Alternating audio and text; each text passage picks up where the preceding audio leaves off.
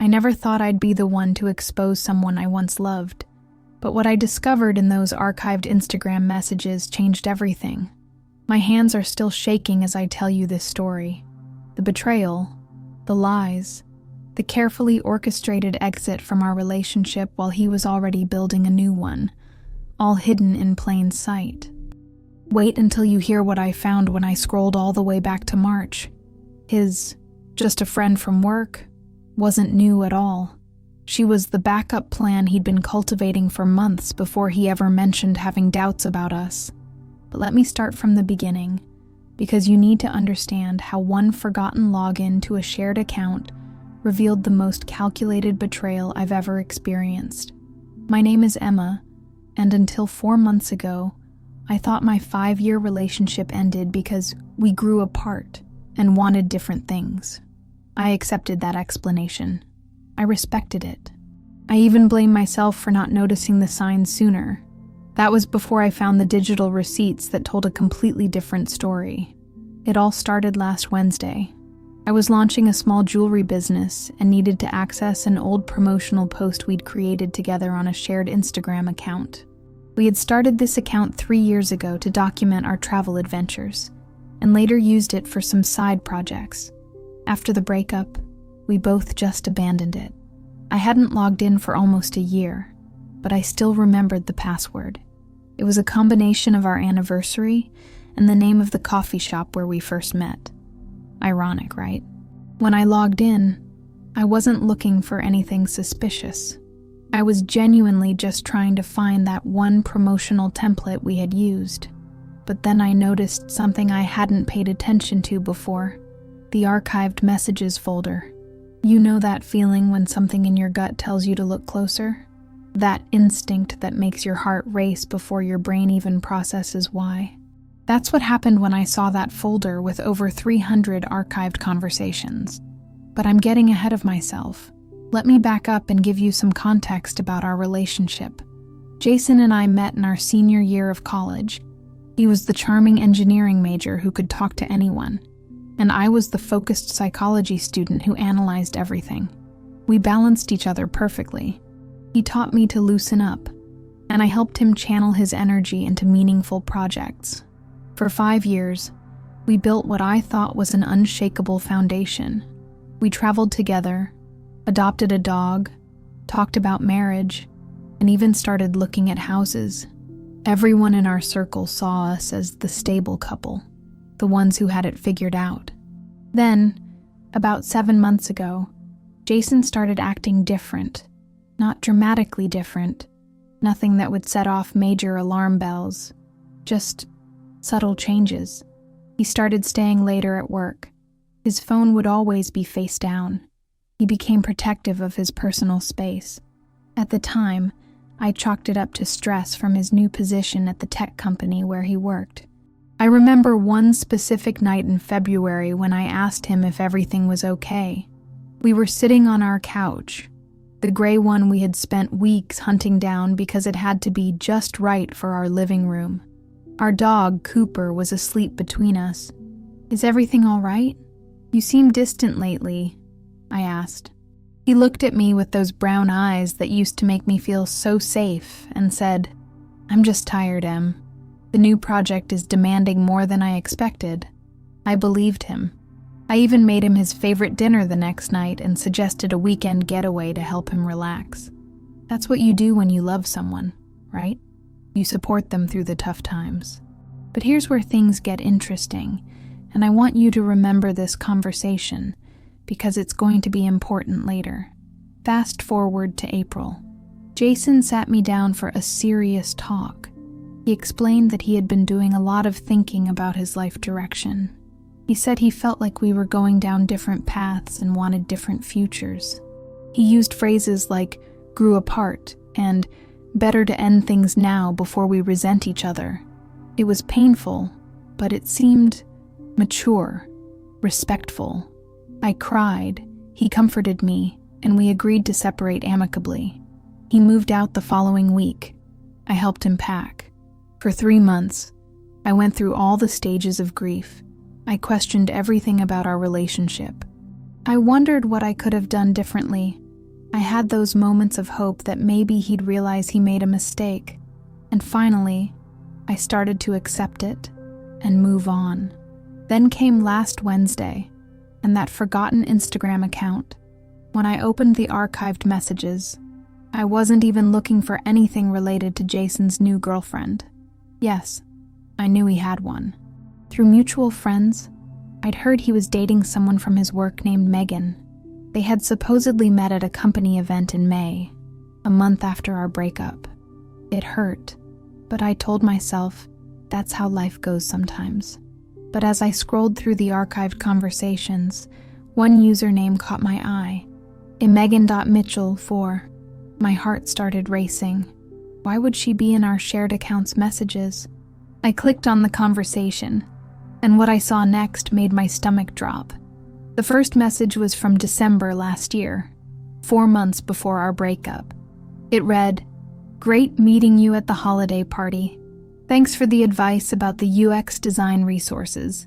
Here's that article I mentioned." Innocent enough, right? But then I kept scrolling.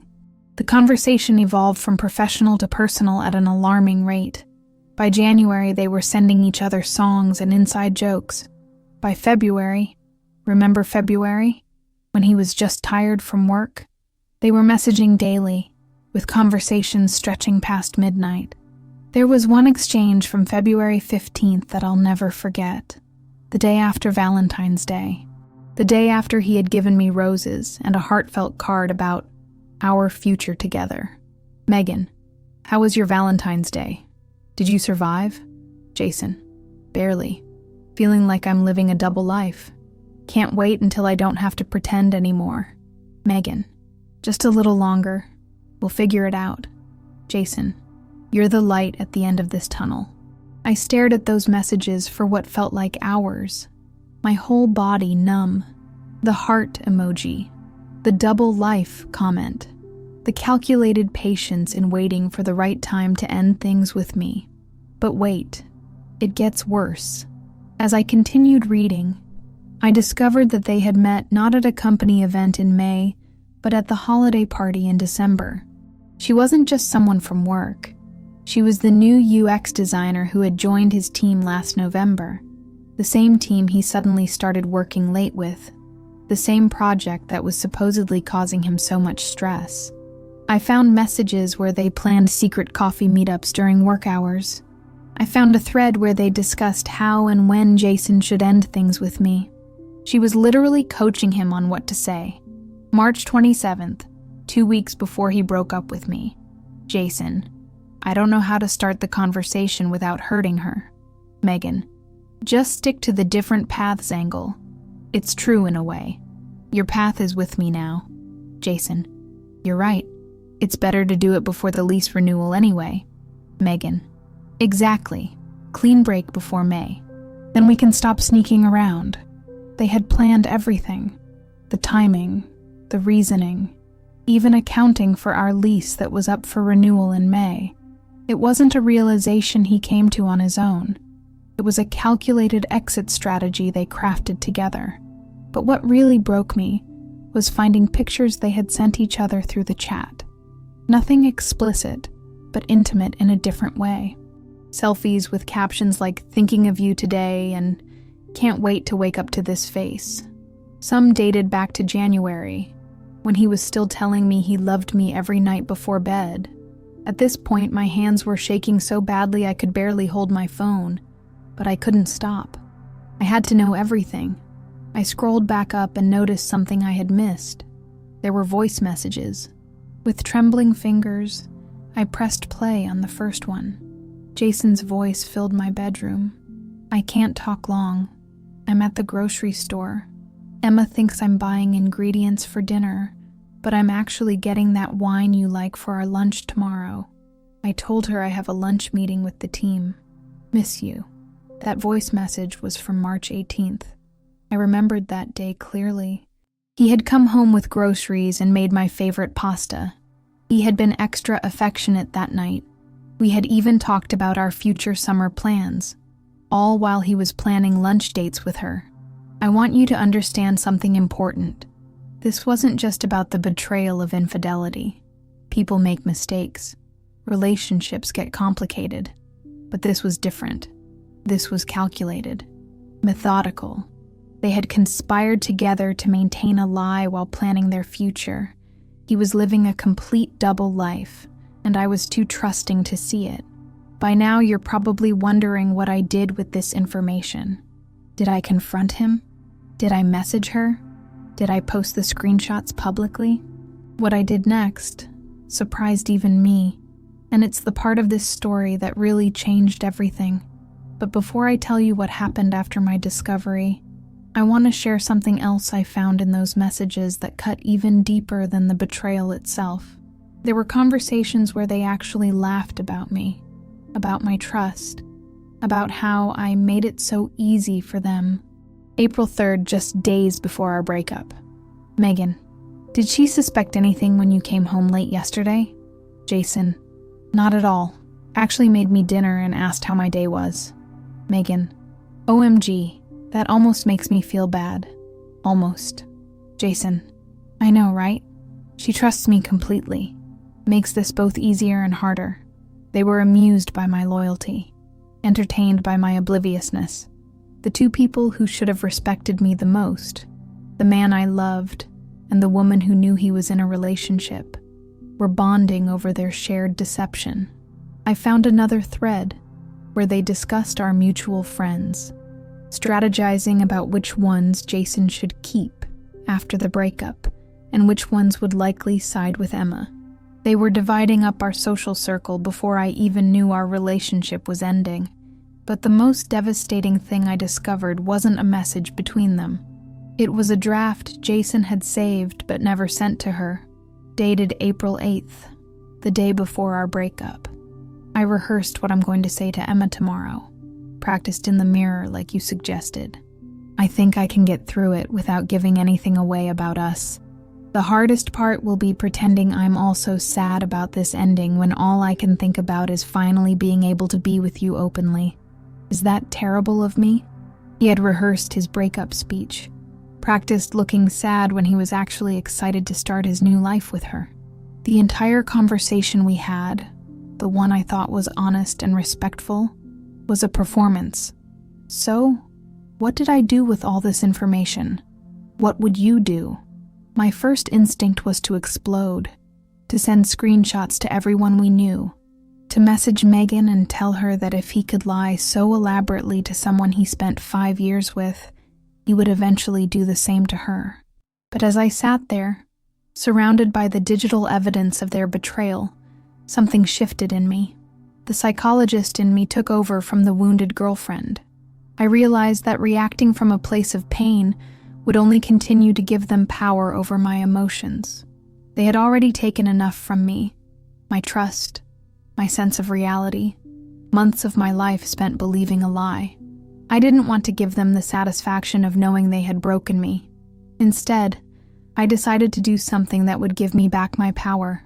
First, I documented everything. I took screenshots of all the important conversations, downloaded the voice messages, and saved everything to a secure folder. Not for revenge, but for myself, so that any time my mind tried to gaslight me into thinking, maybe it wasn't that bad, or maybe I misunderstood, I would have concrete evidence. Then, I drafted a single, carefully worded message. Not an angry tirade, not an emotional plea, just a clear, direct statement that would let Jason know exactly what I had discovered without giving him any room to manipulate the narrative. Here's what I sent to his personal email. Not through Instagram, not through text where he might be with her when he received it. Jason, I hope this email finds you well. I recently logged into our old shared Instagram account to retrieve a business template and discovered your extensive conversations with Megan dating back to December. I am now aware that our relationship ended not because we grew apart, but because you actively cultivated a new relationship for months while deliberately deceiving me. I've seen the messages where you both planned the timing of our breakup, where you discussed living a double life, and where you rehearsed what to say to me. I don't expect or want a response from you. I'm not reaching out for explanations or apologies. I simply want you to know that I am now fully informed about the reality of our relationship's end. I've learned a valuable lesson about trust and authenticity, and for that, I suppose I should thank you. Moving forward, I would appreciate if you would refrain from creating any narratives about our relationship or breakup to mutual friends that contradict the documented reality I've now seen. Take care, Emma. I hit send, and then blocked his email. I blocked his number. I blocked him and Megan on all social media platforms. I completely closed the door on any potential response or manipulation. And then I did something for myself. I called my closest friend, the one person I knew would be completely in my corner, and I told her everything. Not to spread gossip, but because I needed one person in my life to know the truth, to validate what I had experienced, to help me process the gaslighting and betrayal. The next day, I scheduled an appointment with a therapist, not because I was falling apart, but because I was determined to process this betrayal in a healthy way. I didn't want to carry this weight into my future relationships. It's been 3 weeks since my discovery. I won't pretend I'm completely healed. Some days are still really hard. There are moments when the anger feels overwhelming, times when I question my own judgment and wonder how I could have been so blind. But here's what I want you to know, and this is the most important part of my story. Finding out the truth, as painful as it was, gave me back my power. For months, I had been questioning myself, wondering what I had done wrong, thinking maybe I hadn't been enough. The messages revealed that none of that was true. The relationship didn't fail because of my shortcomings. It ended because Jason chose deception over honesty. There's something incredibly liberating about having confirmation that you weren't the problem. 2 days ago, something unexpected happened. I received an email from Megan. Somehow she had found my business email address. The subject line read, "You deserve to know more." At first, I considered deleting it unread. I had already decided to move forward, and I wasn't sure if reading more details would help or hurt that process. But curiosity won out, and I opened it. What I read left me speechless. "Emma, Jason told me you found our conversations. He's been a complete wreck since getting your email. I know you don't owe me anything, but I feel compelled to tell you something he doesn't know I'm aware of. You're not the first. Before you, there was someone else he was with for 3 years. Her name is Alexis. He did the same thing to her that he did to you. Started talking to you while still with her. I only discovered this last week when his phone was unlocked, and I saw some old emails. When I confronted him, he confessed that this is a pattern for him. He gets bored or restless after a few years, starts cultivating someone new, and then makes a clean break while already having his next relationship lined up. I realize now that I was naive to think I was special or different. I was just next in line, and now I'm questioning everything about our relationship. I'm not telling you this to hurt you further or to gain sympathy. I just thought you deserved to know that this had nothing to do with you or anything you did or didn't do. It's a cycle he repeats. I'm sorry for my role in causing you pain. Megan." I sat staring at my screen for a long time after reading that email. A strange sense of calm washed over me, not because I was happy about Jason's pattern of deception, but because this final piece of information completely released me from any lingering self-doubt. It was never about me not being enough. It was never about us growing apart. It was about Jason's inability to be honest and authentic in relationships. His need to secure the next person before letting go of the current one. His pattern of deception. I wrote a brief reply to Megan. "Thank you for sharing this. It couldn't have been easy. I hope we both find better in our futures." She responded with just a heart emoji. 2 women acknowledging a shared experience of betrayal. In a strange way, it was healing. Yesterday, I ran into one of our mutual friends at a coffee shop. She mentioned that Jason and Megan had broken up. Apparently, the relationship fell apart quickly once the excitement of the forbidden was gone and the reality of Jason's character became clear to Megan. He's been calling some of us, trying to see if you've been talking about him, my friend said. He seems really worried about what you might tell people. I just smiled and said, I've moved on. His concerns are no longer my problem. And I meant it. I've realized that the most powerful response to betrayal isn't explosive revenge or public shaming. It's the quiet dignity of moving forward with complete clarity about what happened. So here's where I am now. I'm single, but not broken. I'm cautious, but not closed off.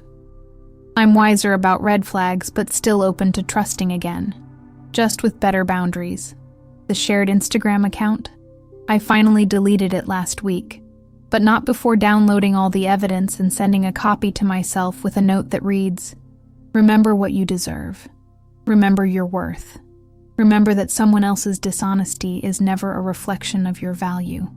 And if you're going through something similar, if you've discovered betrayal or deception, here's what I want you to know. You will survive this. You will learn from it. And eventually, you will thank the experience for teaching you what you will and won't accept in your life. The truth, no matter how painful, will always set you free. Those archived Instagram messages shattered the illusion of what I thought my relationship had been. But they also freed me from living in a lie and questioning my own reality. Sometimes the most devastating discoveries lead to the most empowering transformations. To the person who's currently living a double life, crafting exit strategies while looking into someone's trusting eyes each night, the truth has a way of surfacing. Screenshots last forever.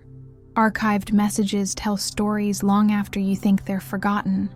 And to the person on the other side of that betrayal, your healing isn't dependent on their acknowledgement, their remorse, or their karma. Your healing is in your hands alone. Take back your narrative. Define your own closure. As for me, I'm channeling everything I've learned into building something new. My jewelry business is thriving. I've moved to a new apartment that's completely mine. I've reconnected with friends I had neglected. Most importantly, I've reclaimed my story. Not as a victim of betrayal, but as someone who had the courage to face the truth, process it with dignity, and use it as a foundation for something better. Those archived Instagram messages were meant to be hidden forever. Instead, they became the key that unlocked my freedom from a relationship built on lies. And for that unexpected gift of clarity, I am genuinely grateful.